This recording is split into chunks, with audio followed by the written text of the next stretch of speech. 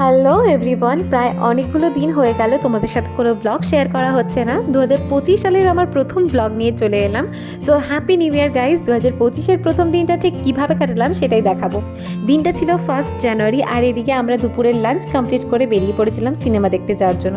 সত্যি বলতে না, কোনো স্পেশাল দিনে আমার সিনেমা দেখার টাইম কাটাতে না একদম ভালো লাগে না। মনে হয় সবার সাথে বসে গল্প আড্ডা মজা করে দিনটা কাটাই, কিন্তু সবার পছন্দ তো আর সেম হয় না। তাই বাকিদের যেহেতু সিনেমা দেখার মন হলো, তাই আমরা ভাবলাম কেননা আজ ওদের মন মতনই হোক। তো এদিকে আমি, বোন আর মা তিনজনে মিলে চলে এসেছিলাম আজকে সন্তান ফিল্মটা দেখতে।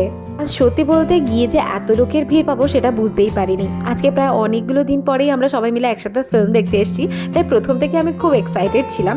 আজ 1 জানুয়ারিতে প্রতিটা সিনেমা হলে সিট প্রায় বুক ছিল, যার জন্য আমরা তো প্রথমে আমাদের পছন্দ মতন হলের টিকিটটা পাইনি, তাই আমাদের নিয়ারেস্ট যে একটা হল ছিল সেটাতেই আমরা এসেছিলাম দেখতে। এদিকে ঢুকেই আমরা আমাদের সিট খুঁজে বসে পড়েছিলাম আমাদের সিটে।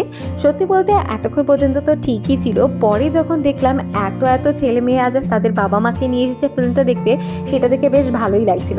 যাই হোক, এদিকে বলতে বলতে দেখো ফিল্মটাও স্টার্ট হয়ে গেছে। আর সত্যি বলতে আজ প্রায় অনেকগুলো দিন পরে এরকম একটা ভালো ফিল্ম দেখলাম। এদিকে ইন্টারভেলের সময় আমি আর বোন বেরিয়েছিলাম কিছু খাবার কিনতে। সত্যি বলতে এতক্ষণ মুখ বন্ধ করে এক জায়গায় বসে থাকাটা আমার জন্য একটু চাপের, তাই না পেরে বাধ্য হয়ে গেছিলাম কিনতে। আর খাবারের কাউন্টারগুলোতে তেমনই ভিড়। ভাবছিলাম এইবার হয়তো লাইনে দাঁড়িয়ে খাবার কিনতে গেলে বোধহয় ফিল্মটা কিছুটা হলেও বাদ যাবে, কিন্তু না, গিয়ে দেখলাম তখনও ফিল্ম স্টার্টই হয়নি। আর এইদিকে পপকর্ন খেতে খেতে কমপ্লিট করলাম আমাদের আজকের মুভি ডেটটা। কিন্তু এবার হচ্ছে আসল রিয়াকশান দেখার পালা। ফিল্মটা দেখতে গিয়ে এমন কেউ বাকি ছিল না যে চোখের জল ফেলেনি। যদি সবার রিয়াকশনগুলো ক্যাপচার করতে পারতাম তবে অবশ্যই দেখাতাম। এদিকে আমার মা আর বোনের চোখগুলোই দেখো না, কেঁদে কেটে একেবারে অস্থির। যদি পারো তোমরাও গিয়ে কিন্তু একবার ফিল্মটা দেখে আসো, তোমাদেরও খুব ভালো লাগবে।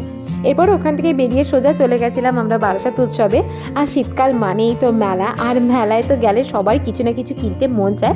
বাট না, আমরা ঠিক করেছিলাম কিচ্ছু কিনবো না, জাস্ট সারাটা মেলা ধরে ধরে ঘুরবো, কী আছে সেগুলো দেখবো, বাট কিছু কেনাকাটা করবো না। কিন্তু আমার বোন যথারীতি যেদিকেই যাচ্ছে এটা ধরছে সেটা ধরছে, এটা কিনবে ওটা কিনবে, বাট না, আমি ওকে কিচ্ছু কিনতে দিইনি।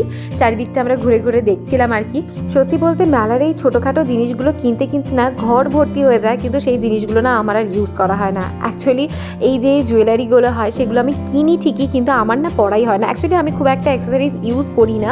তো যাই হোক, ওই জিনিসগুলো পরে থাকে বলে আমি আর বোনকে এবার বলেছি কিচ্ছু কিনবো না, সোজা যাবো বাড়িতে। তো এদিকে বাদাম খেয়ে চলে গেছিলাম আমার ফেভারিট ফুচকা স্টলে, যেখান থেকে আমি রোজ ফুচকা খাই। তো সেখান থেকে খেয়ে সোজা চলে গেছিলাম নিয়মরিতে একটা পেস্ট্রি নিতে।